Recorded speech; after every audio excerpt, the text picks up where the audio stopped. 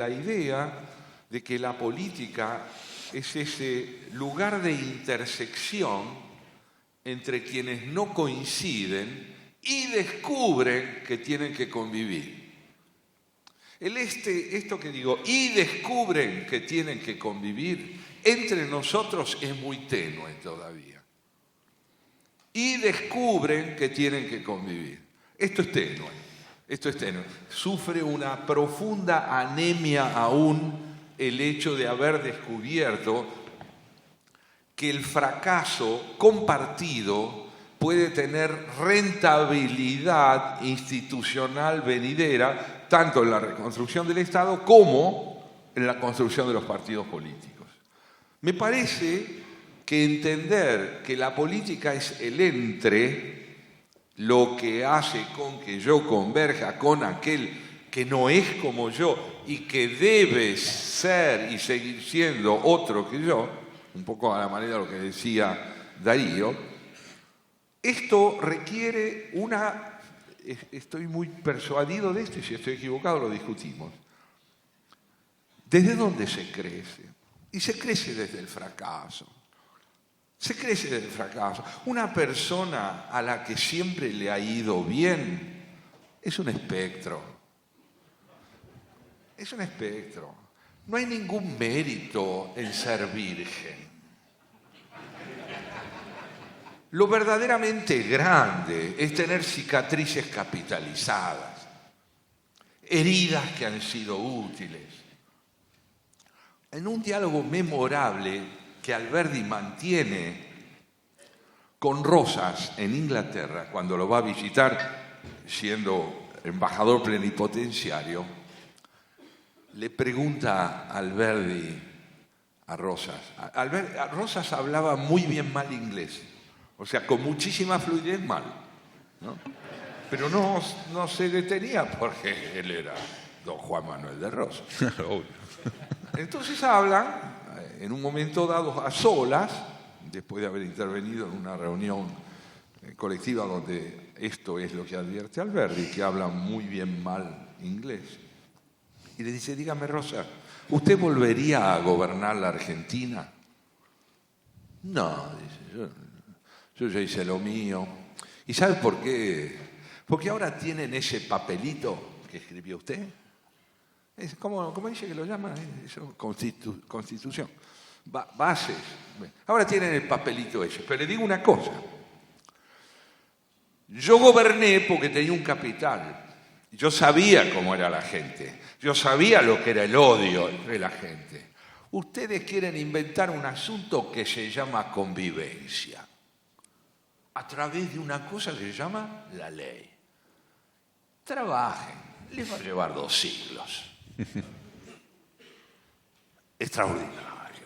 Lo que le dice Rosa es, yo tengo un capital político nacido de la fragmentación, contribuyo a España, esto, la presunción sectorial y canibalesca de que el otro debe ser exterminado, y ustedes tienen un papelito, que tienen que hacerlo carne, se lo tienen que comer, como Ezequiel, el profeta, se comió las tablas de la ley, y puede ser que en 200 años, falta todavía, 200 años, ustedes puedan vivir de otra manera. Por lo tanto, debemos generar política. Política es, yo con usted no me identifico, pero sin usted no puedo vivir. Esto es la política. Esta es la tarea extraordinaria y no puede nacer de un ideal común de amor. I'm very sorry. Tiene que nacer de una vivencia compartida de la esterilidad del fracaso. De la esterilidad del fracaso. De no haber podido generar lo que queríamos todos, peronistas y no peronistas. Cambiemos, es cambiar esta idea de que es posible crecer desde un ideal del amor sin experiencia del fracaso. Nos queda un ratito y quiero aprovechar para una vuelta rápida más. Les pido que sean lo más sintético posible y después cierro con un comentario final. Me queda, Santiago, preguntarte algo un poquito más sobre la idea de integración. Avanzar sobre esto último. Darío nos había ya anticipado esta necesidad de reconocer el otro, la legitimidad del otro, pero yo veo que aquí justamente hay dificultades para aceptar que el voto del otro diputado, los votos que obtuvo ese diputado o senador, es como que son menos válidos que los míos. Hay como una cierta prepotencia de una, entre comillas, razón o argumentación que muchos sienten superior y todo el mundo piensa lo mismo del otro. ¿Cómo se reconcilia eso? Bueno, la búsqueda de la reconciliación, de la salida de esa asimetría ética, un poco retomando lo que decía Malamud, de lo moral, se sale de eso entendiendo que quien tiene toda la razón está perdido. Entendiendo cuál es la disfuncionalidad de tener toda la razón. Tener toda la razón es desembocar en las autocracias de las que recientemente hablabas vos. Cuando el monopolio de la razón está en manos de una sola interpretación, hay un hombre condenado a muerte, que es aquel que no coincide conmigo.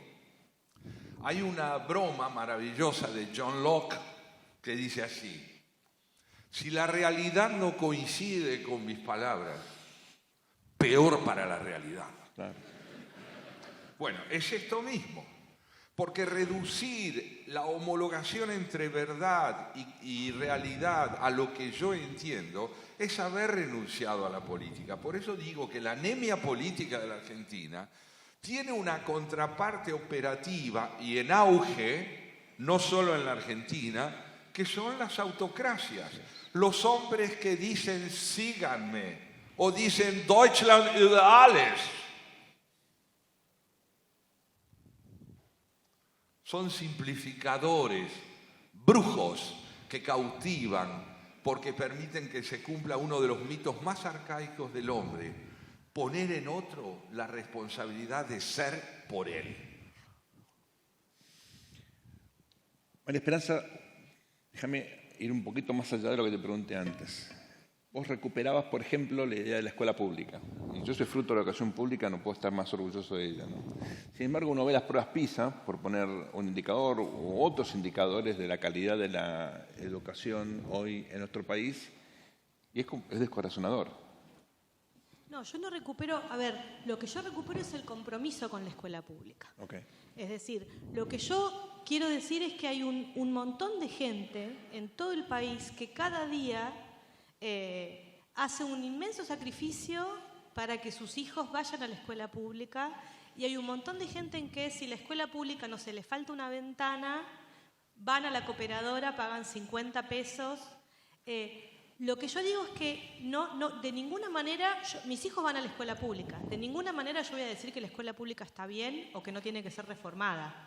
Ahora, lo que digo es que para mí cualquier intento de reforma de la escuela pública tiene que partir de trabajar con esa gente que ya está comprometida, ya está ahí. Es decir, los papás que mandamos a nuestros chicos a la escuela pública y que vamos a pintar el Zoom, ya lo estamos haciendo ya. No es que estemos en otro lado, no es que haya que traer un paradigma completamente extranjero, por decirlo así, y empezar de cero. Simplemente es una invitación a decir, comencemos un proceso absolutamente profundo de reconstrucción, pero hagámoslo con los factores sociales que ya están comprometidos y que no solamente están comprometidos, estamos ansiosos de ser convocados para una agenda de reforma de este tipo. No sé si se entiende. Es decir, a mí si me dicen, mira, vamos a convocar a padres para pensar qué hacemos con la escuela pública. Voy a los 5 minutos, a mí me interesa más que nadie cambiar lo que yo creo que no funciona, ¿no?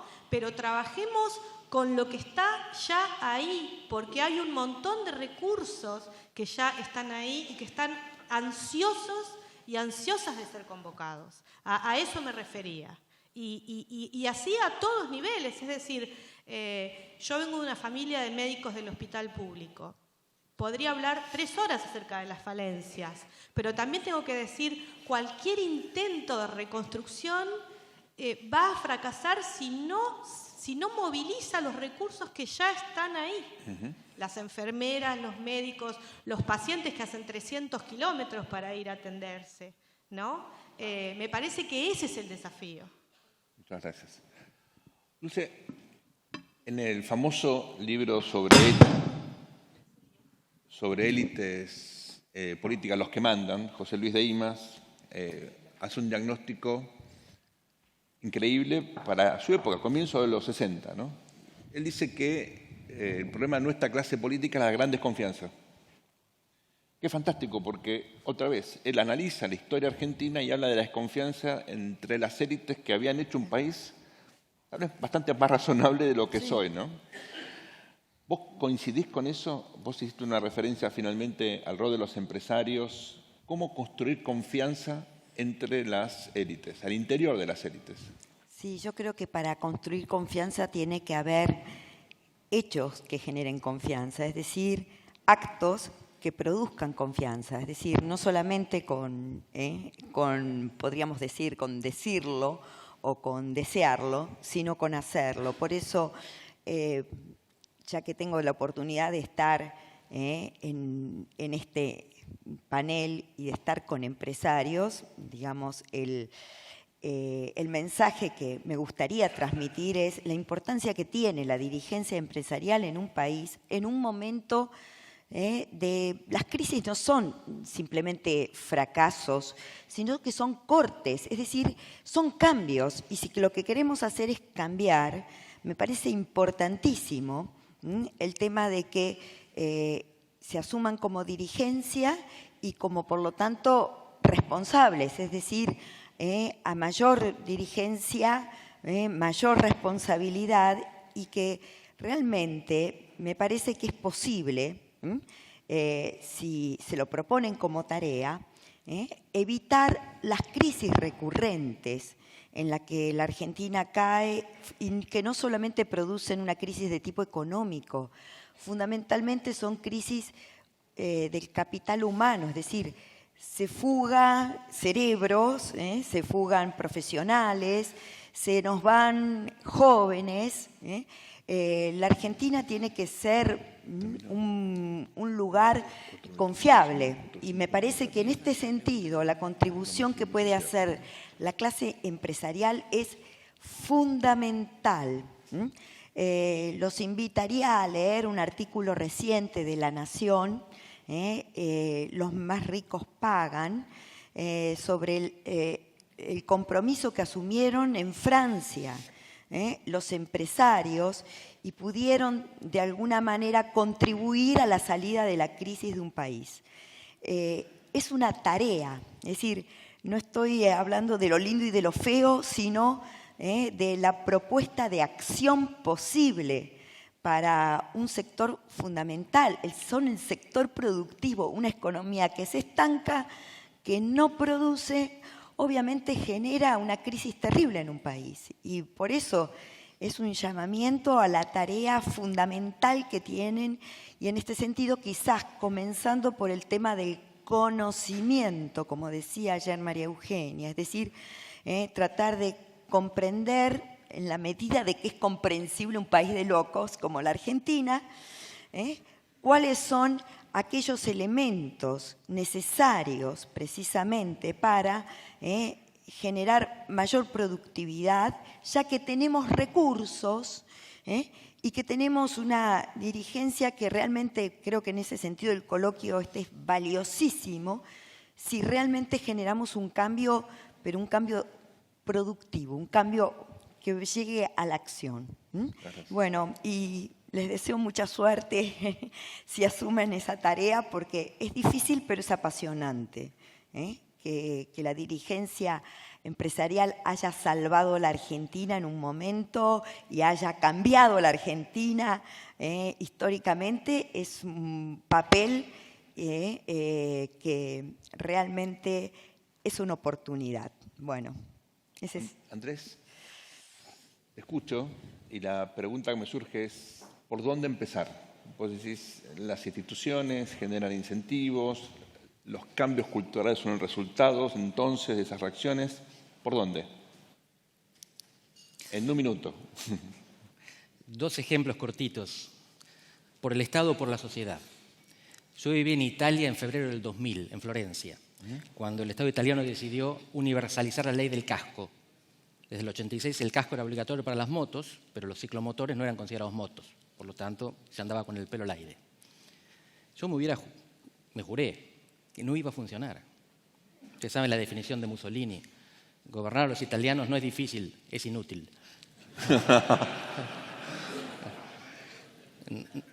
Este país me recuerda mucho a aquel país. De un día para el otro, los enjambres de motociclistas de Florencia usaron casco.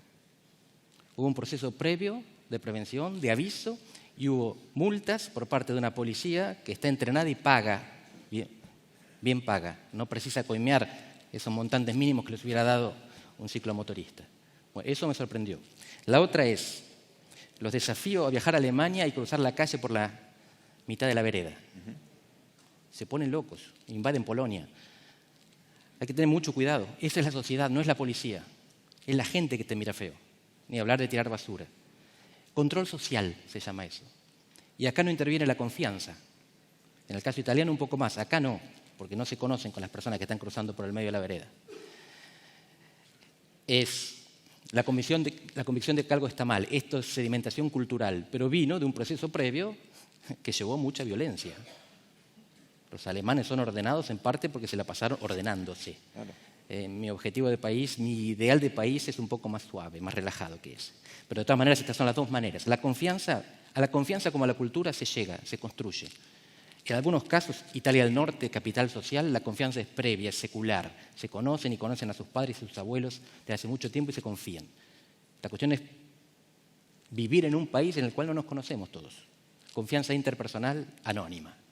Y esto, hay dos mecanismos en el dilema del prisionero. Monitoreo, saber que nos estamos mirando.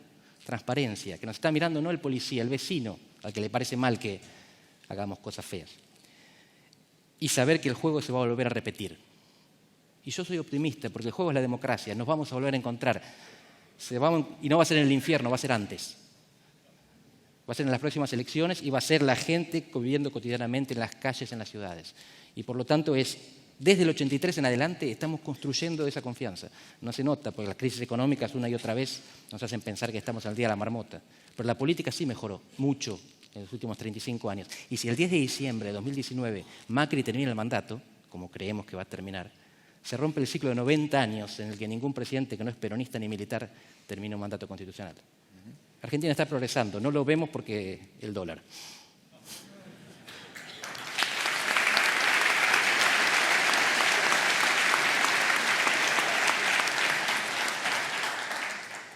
Quiero terminar con una breve reflexión y con una pregunta para ustedes. La reflexión es muy sencilla. Ustedes saben que la idea de cambio cultural supone muchas veces que las cosas empiezan y terminan. Y yo quiero cuestionar eso. Yo creo que acá hay una especie de fluido, de continuum, donde hay cosas que empiezan y terminan, otras que no terminan nunca. La construcción de un país no termina nunca. Y fíjense que estamos viendo lamentablemente en la región, en el mundo, procesos que no son manera de involución, porque son cosas que se van como retransformando, pero que cuestionan buena parte de los valores que por lo menos algunos de nosotros teníamos como válidos y como rescatables en los últimos 50, 60 años de civilización. Entonces, yo creo que el esfuerzo tiene que ser permanente, no transitorio. No es que entramos, intervenimos y nos vamos. Las sociedades necesitan procesos de reflexión, de debate continuo, de deliberación ciudadana para justamente conocernos y reconocernos, sobre todo en las diferencias, fundamentalmente en las diferencias, como decía Darío antes. Y aquí viene la pregunta. Ustedes habrán seguramente leído o escuchado un libro que escribió precisamente Domingo Faustino Sarmiento, El Facundo. ¿Se acuerdan el subtítulo del Facundo? ¿Cuál es? Civilización. La Argentina, que es un país de locos, leyó mal el título de un libro, porque Sarmiento escribió Civilización y Barbarie, no o barbarie. ¿Saben cuál es la diferencia? La diferencia entre sumar y restar. La I, lógicamente, es una suma. Sarmiento decía, somos un poquito civilizados y bastante bárbaros, y lo que tenemos que hacer es reconocernos en esto que somos, bueno, y tratar de ir modificando con la educación, con todos los mecanismos que él propone y que en buena parte hizo como presidente. A propósito, les cuento un detalle. ¿Ustedes saben quién pagó la cuenta de todo el sistema educativo de Sarmiento? Avellaneda. Y dijo, sangre, sudor y lágrimas. Muy lindo lo de Sarmiento, pero la crisis fiscal la tuvo el presidente que siguió. Cierro el paréntesis. Lo interesante acá, y esto creo que me parece que es una buena síntesis de lo que vimos esta mañana hasta ahora, es que los civilizados y los bárbaros tienen los mismos derechos, porque hay una constitución que los define y que los protege, y que el desafío nuestro es generar un juego político institucional que legitime la posibilidad de que todos esos participen, que sean integrados y formen parte de espacios públicos como la educación o como la salud, y que terminen efectivamente compartiendo los valores que proponía antes Dulce. Ese es el juego, el de los civilizados y de los bárbaros, no o de los bárbaros. Muchísimas gracias. Disfrutemos este coloquio.